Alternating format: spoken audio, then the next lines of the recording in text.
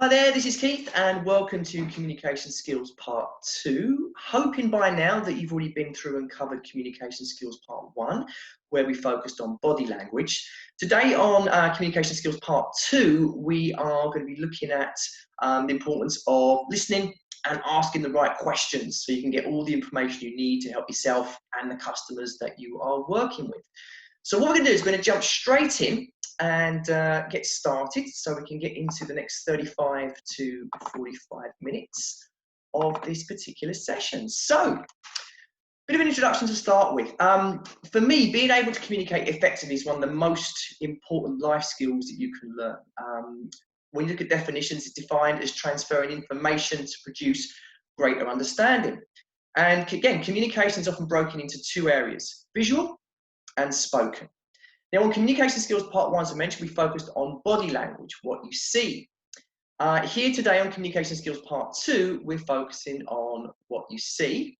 So a lot of it's going to be about asking the right questions, listening to what you hear so you can learn, understand, and be in a position to help, okay?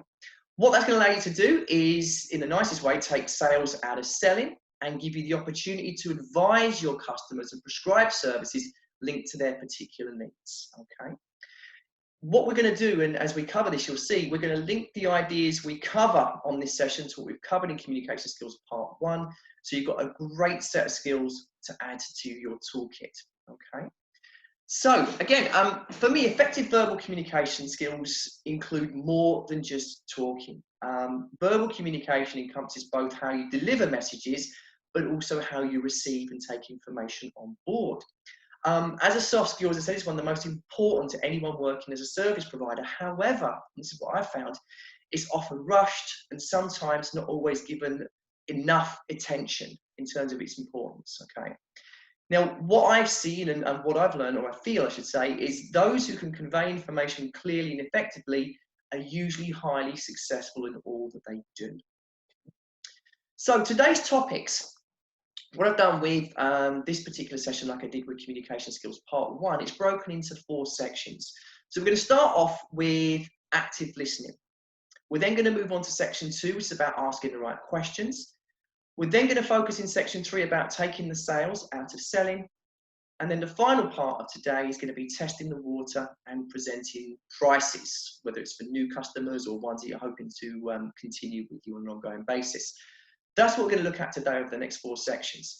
What I've done again is at the end of each section, there is going to be a section review with some questions and some thoughts for you to put into practice.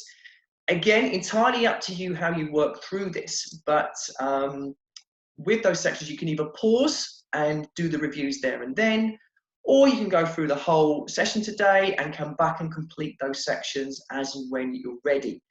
To accompany this session today, again, there is a course guide which tells you at what point in the recording each section is, whether it's at 5 minutes, 20 minutes, etc. There's a particular bit you want to go back and review.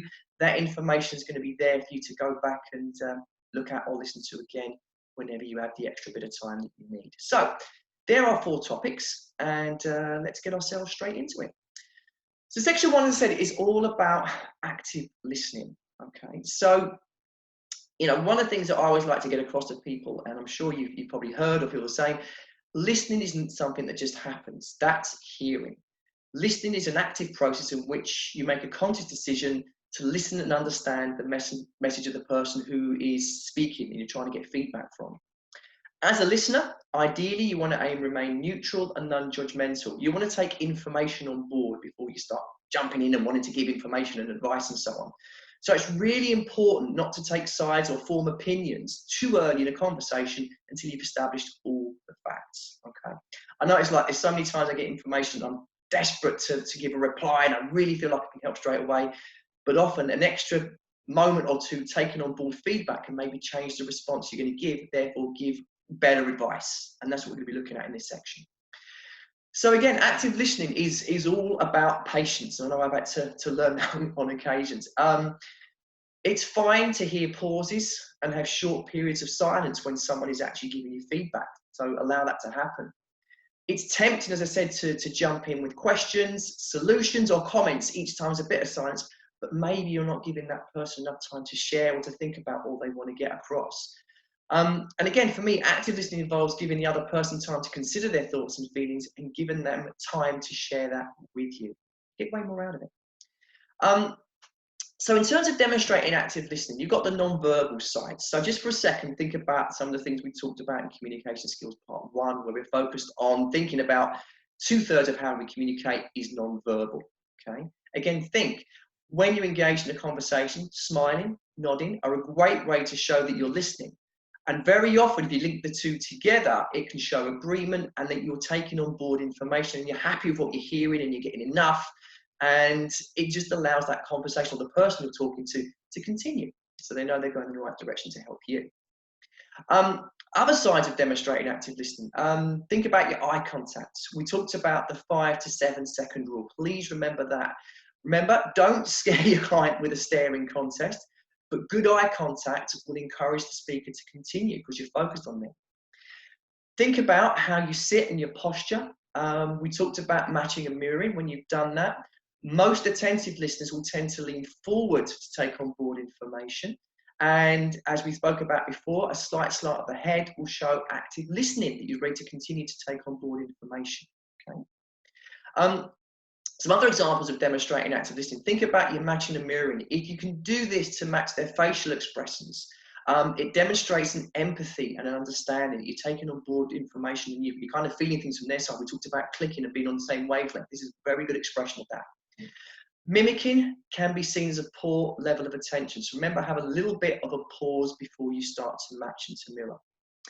Avoid distractions. Look away, fidget or doodle at your peril. You can't build trust or even understand if you don't fully commit to the speaker.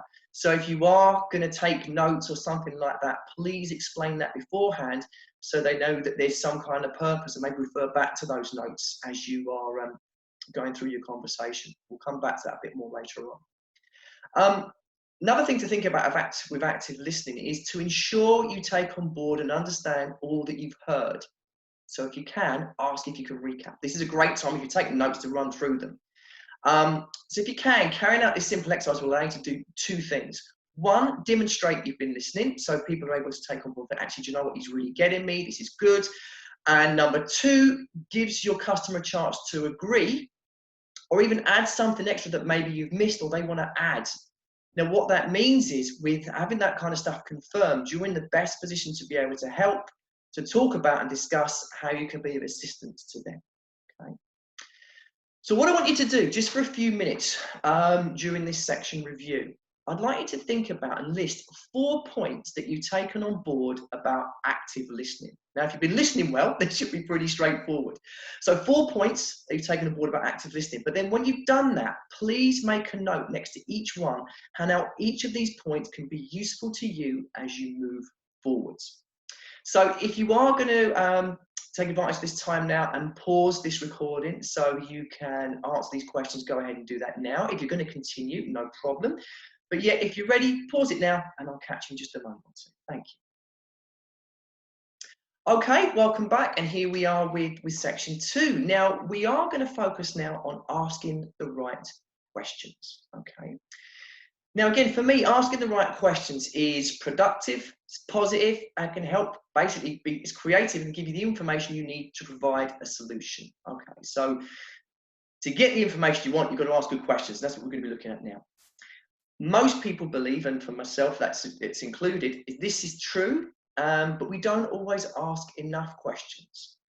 One of the reasons for this is that effective questions need to be combined with effective listening. And what that allows you to do is better understand your client's needs. Okay? But for me, again, what you've got to think about when you're asking good questions is to understand the difference between open and closed questions. Now, again, this is something you might have come across before, but we're going to just spend a little bit of time on this, just making sure that it's nice and clear. So when you are putting this into practice, you've got everything you need to ask the right questions. So to begin with, the main difference between open and closed questions is that open questions are likely to receive longer answers and help you engage in a conversation. Great to get a customer talking. Closed questions are likely to receive the opposite, shorter answers, which tend to be yes or no. But if you can combine these two types of questions, it's going to help you understand the customer's needs way more effectively. So we'll look at some examples of that as we cover this section. So open-ended questions. As I said, they allow people the chance to provide more information, include feelings, attitudes, and understandings. But it allows you access to true thoughts or feelings. You get right to the bottom of the information that you're looking for. Most open-ended questions, and there will be some other examples, but most in general will start with these words: what, why, when, who, where, and how. These will get you engaged and will launch a conversation and will certainly continue on, that's for sure.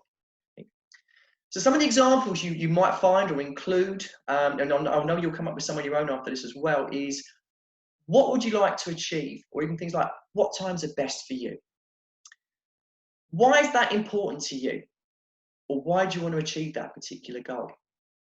When would you like to achieve that by? Who are you doing this for? Where do you see yourself in 3 months' time? And how soon would you be looking to start? Now, what you'll find with some of these open questions, not only are they engaging in conversation, it's giving you information for maybe what's going to build up part of the things you offer as part of your services, but it's also going to potentially get rid of some of the uncertainties people have when they're looking to make a purchase in terms of how often they're going to come, the goals they want to achieve, the timeframes they want to kind of encompass that. So you're able to build your package, think about how you can help them best, and also help answer some of those uncertainties. As I said, there'll be other examples that you put in here, but these are good starting points in terms of open questions. Okay? Close-ended questions. These allow you to get one word, a positive or a negative response quickly. So yes or no answers are very helpful as follow-up to open-ended questions to bring a subject or a conversation to a conclusion. Okay? So most close-ended questions will start with the words could, can, did, are, or would. And as I said, these kind of questions will get you a yes or a no, and will basically get you to a point where you can conclude a conversation or a particular section of a conversation. Okay. So some of the examples you might look at might be, could I book you in for a taster? Very simply, you're going to get a yes or a no there for sure. Can you help me buy? Give me a bit of information and so on. Did you enjoy that? Good question to ask if you've just done a taster session and you want to get some feedback on how it's going. Are you looking to start this week? Yes or no gives you a good indication of how ready to buy they're not, if they've got more information or questions they'd like to ask you. And if you're working with a customer, perhaps you'd like to see if they're ready to introduce you to more people, you could potentially ask, would you recommend my services? So it just gives you an opportunity to think about, next customers and so on. So some good examples in there of closed questions. Now, one of the things that's always important to do if you can is combine open and closed questions. Now, open-ended questions allow you to start a conversation and gather information, as we mentioned. Closed-ended questions, as we know, will bring a topic to a conclusion, and you can get a positive or negative yes or no response. But using these two types of questions as a team, basically, is extremely powerful because you can earn the information you need to work towards a successful outcome for both you and, importantly, the person that you want to help. Okay? So let me give you some examples on here, just a few quick ones. So a great example of an open question, or an OQ at the top there. Why do you want to achieve, or what do you want to achieve from doing exercise with me? Okay. Question might be, well, I have a holiday in 3 months' time. Another open question might be, what has stopped you reaching your goals in the past? Okay. An answer might come across, well, I'm not sure of what I should be doing, so I lose motivation. An open question again might be, well, how can I help you best? Well, the answer the customer might give you is, well, I need to get some ideas and keep me focused. So you can see you're building a conversation, getting some feedback. But what you're also doing is getting them to tell you a bit more about how you can help, and you're getting an idea to think about how you can provide the best solutions. Now, if you combine that with the closed question, so you might say, so would you like to try working with me? You're going to get a simple yes, hopefully, or a no. Another closed question would be, would today or tomorrow be the best time to start? Again, you're going to get a yes or no answer. So if you've asked someone, like, how can I help you best? They said, well, I need to get some ideas and I need you to keep me focused. You might ask the closed question, so would today or tomorrow be best to start that then? Well, tomorrow, actually. So you can see how open and closed questions would get the information you need to be sure you're in a position to help. Okay, makes sense? So when you're thinking about combining open and closed questions, the questions on the previous slide we just discussed it will give you a quick glimpse of how useful they can be. The idea, or the key to this basically, is to allow your customer to tell you why they need you, and even tell you when and how they want to start. You can see how those questions work. And over the next few sections, we'll continue to show you how this can work for both you and, importantly, your customer. Okay? So what I'd like to do, just as part of a review for section 2, very simple, but I just want to get you to think about this more than anything else, so you can start maybe thinking about the questions you're going to ask. So first of all, can you answer and just put into context, what are open questions? Okay. When you've done that, I want you to think about 4 examples of open questions that you might ask. So you can use the ones we've covered. There might be some other ones that you've thought of or you'd like to try. Then think about, what are closed questions? When you've done that, think about 4 examples of closed questions that maybe we've covered or ones that you'd like to put into place and try. And then when you've done that, I just want you to spend a little bit of time and think about, why does combining open and closed questions work so well? Okay. So as I said, right now, if you want to pause just for a second, go through this section review and cover some of those answers. Brilliant. If you're going to continue, no problem. Please do come back to them. But pause now, go through some of these questions, and I'll see you in just a moment on section 3. So welcome back. Section 3, we are going to cover an important section, take the sale out of selling. Okay, so one of the things I always think about with this is, when you're taking the sale out of selling, it's about building rapport by asking the right questions. It's the first step to removing the need to sell to the customer and allow them to sell to themselves. Okay. Knowing what they'll need will just allow you to join the dots, and so you can help them. So if they're saying they need to achieve a particular goal, they're struggling with motivation, you're in a position to say, well, I can help you achieve those goals. It's probably going to take us this long. You'll need this many sessions per week. But the idea basically is, they're telling you what they'll need or what they need, and you're able to show them how you can help. You're connecting the dots for them to see how you can be of assistance to achieving what it is they want to get to. Okay, that's what we're going to look at. So the most important thing, first of all, is to uncover the facts.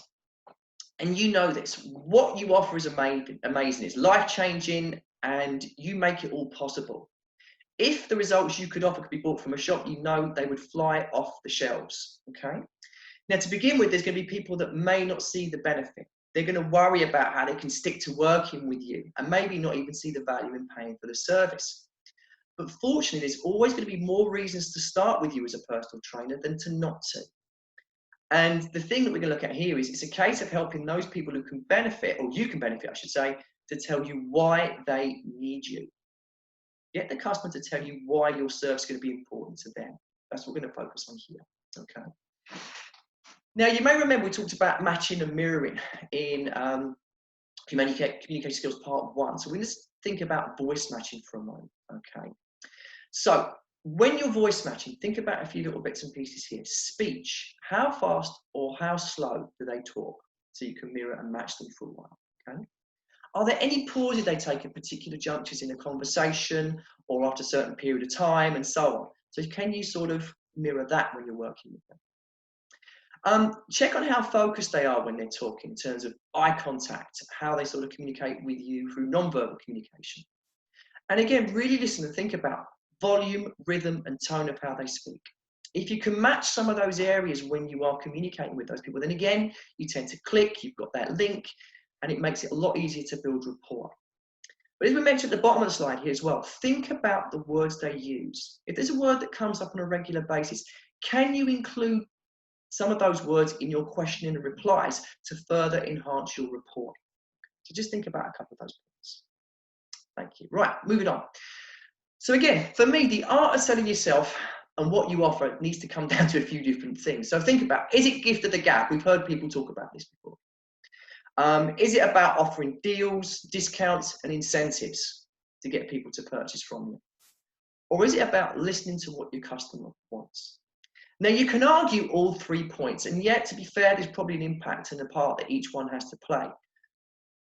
But 99.9% of the time, what it actually comes down to is the customer and you listening to their particular needs.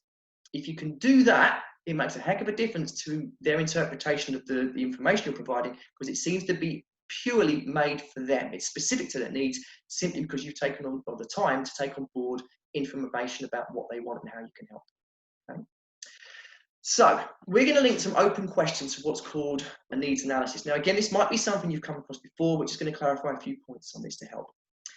So needs analysis, what is it? Well, it allows the next steps in helping customers by solving the problem identified in a fact find. So if they've got a particular goal or issue or reason they haven't been able to achieve before, let them tell you why there's a problem so you can identify a way you can help them, okay?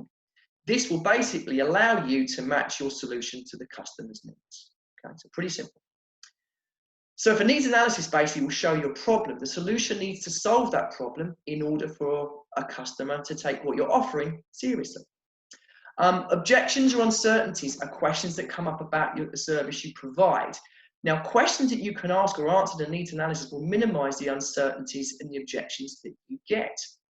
So when you do ask someone to get started with you, it's going to be focused on getting agreement to pursue the solution that you discovered during your needs analysis. So one of the things I often say to people when they're thinking about open questions is when they're putting that needs analysis together, is actually think about what are the uncertainties that customers have? What might stop them wanting to start with you? So perhaps you can ask some questions around it to get them telling you why they should do it rather than why they shouldn't, which is what can happen if you don't get the information at the start. So to break this down, it's going to allow you to show interest and build rapport for one. Listening to the answers you get will enable you to mentally prepare the information you're going to share. So if they're telling you about how often they want to come, the goals they want to achieve, you're probably thinking about this many sessions, this often, here's how I can help. And it starts to prepare what you're going to say so you can match their requirements and needs to the services you provide. You're going to gather information that will help answer any uncertainties that might come up. So even if you don't tackle that straight away, you'll be able to provide a solution to their uncertainty if it comes up towards the end. It's also going to ensure the customers have an opportunity to tell you exactly why they need your services. That's why they're selling to themselves rather than you having to sell to them. You're just asking the questions. But this, for me, is considered the most important part of your sales process, whether it's a new customer or someone you're encouraging to continue with you, okay? So as I said, needs analysis is going to require open-ended questions to begin with. And we've already talked about some of the questions: what, why, when, who, where, and how. They will engage in conversation or keep a conversation going, okay? But here's the things you think, or the things you should think about and the things that you need to know. So some questions might be, but aren't limited to, let me give you a few examples. What would you like to achieve? If you can ask that question, you could be thinking about their goals and how you can help them. Another question might be, what stopped you achieving this before? Again, this is all about how you can help and suggestions you can make to their benefit, okay?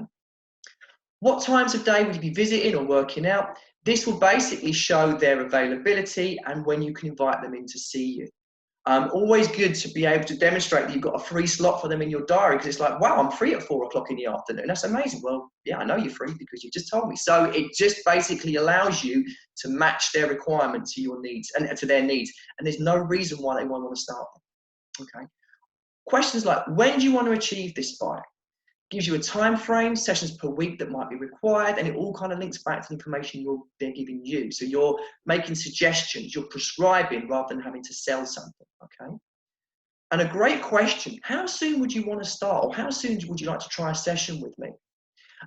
This will give you an indication of how keen they are or ready to buy. You're hoping they're going to say tomorrow, Friday, Monday, whatever day it happens to be. It just gives you an indication of how ready to buy they are. If they say in a month, 2 months time, you know there's still probably some work to do, or there's some kind of barrier or roadblock to them starting with you. So you can start trying to address that. So again, think about taking the sales out of selling. The questions on the previous slide, again, will help you in 2 ways. You have the information you need to match what you offer to the customer's needs, and the customer's telling you what they need, why they need it, and why they should do it. Very effectively, the customer is selling or telling themselves why they need to start with you. So asking the right questions and listening to what they say is your needs analysis. And for me, as I said, it's the most important part of your sales process. It's likely the information you learn here will help you get your customer started. Okay, making sense? Good, we shall move on. So think about this. During a trial session, or when you maybe having a conversation with someone, or you just having a bit of a meeting with people, it's important to continue to ask open questions. This will allow you to continue to gain feedback And that will allow the customer to tell you and themselves why they need to work with you. It's going to allow you to match the prospect's needs with what you can offer them. Let them do the talking, you're just asking the questions. Prompt them so they give you the feedback you need to be able to be of assistance to them. And when you can, focus on their goals, the benefits you're going to offer, and how you can help them achieve them. That's what people want to hear, okay? So how you can help them get to their particular goal. You're fulfilling a requirement, fulfilling a need. That's what it's going to be focused on. Again, some more examples just to give you here. If you were, for example, doing a trial session or giving some work exercises to try, it could be, so how are you enjoying the workout so far? You're going to get feedback to see if you're hitting the right notes, allows the customer to confirm in their mind what you already know, they're enjoying it, so they're telling themselves as much as anything else, they're enjoying it and they can see themselves doing it again. Great question you can ask is, what would you like to focus on next time? Now that kind of question allows you to see if the customer is thinking about the next session, allows the customer to think about booking the next session. Well, actually, this is a good idea. When can I come next? It's starting to feed that thought. Great question here. How often could you see yourself doing a session with me? Again, gives them a chance to think about, you know, what the customer, or as a customer, what they want, and does it align with the proposal that maybe you're starting to think about offering them? But allows the customer again to confirm what they need or are ready to do. You know, I think I could come once a week, or maybe I'd like to start twice a week and see how I go. All those kind of things just gets the customer talking and answering questions for themselves and giving you feedback, but importantly, telling themselves why and how they should be doing this. Okay. So what I'd like you to do for this review of section 3, I want you to take a few moments and answer these points. First one, importantly, what is in your mind a needs analysis? And then what I want you to do is think about and list 4 questions you'd ask to allow the customer to tell you why they should work with you. Okay. So take a few moments to do that. So pause the recording now. If you are going to continue to do this again, no problem. But if you are going to do this, pause the recording now. Have a think about those couple of points for a few minutes. Write it down, get it started, and then we'll pick up again in section 4. So I will see you in just a moment or two. And welcome back. Section 4. We're going to just spend a little bit of time now looking at testing the water and even presenting prices as part of your communication. Okay. So let's go through a few bits and pieces here. So testing the water.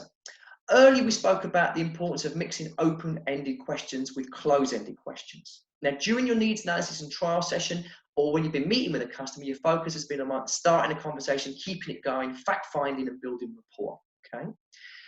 But it's important that you get a clear idea on how you're getting on, how ready to start the customer is during this process. This is where your close-ended questions in the form of testing the water and trial closing will become useful. Now, again, it's possible you've come across this kind of terminology before, but I just want to kind of clarify some of these points to help you when you put this into practice, okay? So there's a couple of different examples of testing the water questions. We're just going to focus for a moment on gauging questions. Now, gauging questions will allow you to see if the customer's enjoying what you're saying, they're taking information on board, or even enjoying what they're trying, exercises with you, a workout, whatever it happens to be. So a gauging question could be, could you see yourself doing this regularly? Where you're going to get a yes or no, as in, yeah, actually, I'm quite enjoying this. Are you happy with what we covered today? Yeah, again, it's been pretty good. That sort of gives you a bit of feedback on how this particular session or time with you is going. Trial closing, as it says here, is more focused on seeing if the customer wants to or is ready to get started or to sign up. So a question that you might ask would be, would you like to book in same time next week? That is all about making a purchase or going in for your next session. Or you could ask, do you feel good about starting with me? Now, if you get a positive response to that, then you know that basically they're in a position or they're ready to get started and they're keen. There doesn't seem to be too many barriers to get them started. So please do have a think about it. But just look at the difference between a gauging and a trial close. Gauging just gets you to see if the customer's enjoying what you're doing and what you're talking about. Trial close is more about, are they ready to move forwards? Are they ready to kind of make a purchase? Okay, makes sense? So, quick couple of tips on testing the water. A yes to these type of questions mean the customer is happy, has enough information, and has nothing holding them back. So no apparent barriers to getting started, okay? If you get a no, this is not the end, so please don't worry. It just means there's some information missing, which perhaps you can still supply, or there's something that you've missed. So if that does come up, ask, what have we missed? Is there any information the customer still needs? Because it could be something really simple, it could be something a bit more, but it just allows you to be able to help that particular customer at that time. And the thing to remember is often if there's an uncertainty from a customer, it's more likely to be a request for more information and not necessarily a barrier to starting. But don't be put off, take a deep breath and just kind of think, what else can I ask? How can I keep this customer engaged with me to find out what it is that's missing? Okay. So one of the things that is always important, and for me, if you are going to be taking people through prices, recapping needs and covering the value of what you offer is a very natural step. Okay, so during your conversation or your trial and it's coming to a conclusion, if you haven't already kind of covered the prices that you offer and how it works, this is the time to clarify those bits in terms of value and price to the customer. Okay, now if at all possible, take a seat so you can ensure that both you and the customer can focus on each other. Also means they can't run for the door, kidding. But what it means, if you've sat down, you're both more relaxed, you're both in a position to focus on each other. If you have to do it sat on a mat or you're standing up, it's not the end of the world, but seated is a lot more comfortable if you can do it that way. Okay? So when you are recapping on needs, first of all, great question to ask is, other than price, is there anything else you'd like to cover with me? Okay? You just want to make sure you've covered all your bases, there's no information missing. When you've done that, recap on the needs analysis or any conversational findings that you've had. What that will allow you to do is make sure you've not missed anything. So it might be, you're looking to tone up for a holiday, you're going away in 6 months' time, you're looking to start pretty much straight away, and you're thinking of coming once, maybe twice a week. Is that correct? Once you've got that information, it means that you've not missed anything. The customer is confident that what you're about to go through in terms of solution and price is based around them and not just something you thought sounds good. It makes sense to them because it's come from their own feedback. If the customer adds any particular points or details at this point, perfect. It gives you a chance to rethink what might be more appropriate to them. If, however, they're happy with the bits you just confirmed, you know that you're in a position to move on and what you're about to propose is going to make sense. Okay? So when you come down to presenting price, access any folders or feedback sheets that you've got on prices and package information. Now you can do it verbally, but what can be nice is if you actually show it to somebody, you're able to take information on board, you can point to certain things and draw their attention to it. Okay? Make sure you take your customers through the most appropriate packages. So if there's one or two that make more sense simply because of the frequency of how they want to come and how often they want to see you, take them through the one that's going to make most sense. But show them the breakdown of the cost per session to demonstrate the savings that you are able to offer them and why it would make sense for them. Explain. And then next, explain what will be payable on signing up, just so you know everything in terms of what it breaks down to in terms of cost and what they'll be paying. Okay. Now, here's the important bit that follows. When you've gone through presenting price, sometimes it's really easy to jump in and want to go to the next step yourself. But one of the things that you can do when you've gone through your information is pause for a second and ask the customer a really important question. Which option suits you best? Now, by asking them that question, you're giving them a moment to think, but you're also giving them a chance to select what feels right to them. Now, once they've made this choice, if they turn around and said, you know what, I think the best way for me is to buy a block, or I actually think paying by direct debit is going to suit me better, they've made that choice. So the cool thing is, you know that if they're happy with a choice on price, then they're just about ready to start. So next thing you ask basically is, great. So shall we get you started? Now, it's likely that you're going to get a positive response, a yes. So you're in a position to move on, sign up, book your next visit, whatever it happens to be. If the response is not what you're expecting, maybe it's a no or I'm not sure, then please do think about this and don't be put off, but very politely ask the customer the next question we're going to look at now.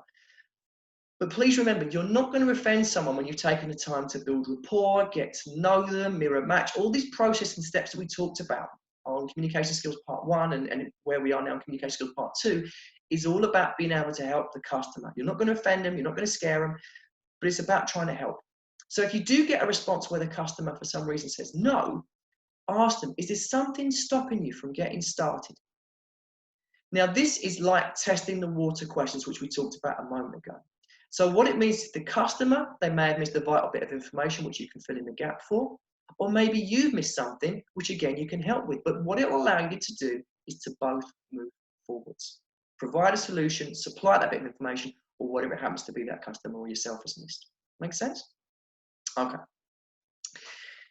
Now, what I put on here are 3 of the more common uncertainties that come up when people are looking to make a purchase. There may be some others, so if there are some others that come up and you want to ask me about them, my details are going to be at the bottom of this session, and you can give me a shout, let me know the kind of things you're coming up against. But I've done a couple of the basic ones to begin with that you will come up against.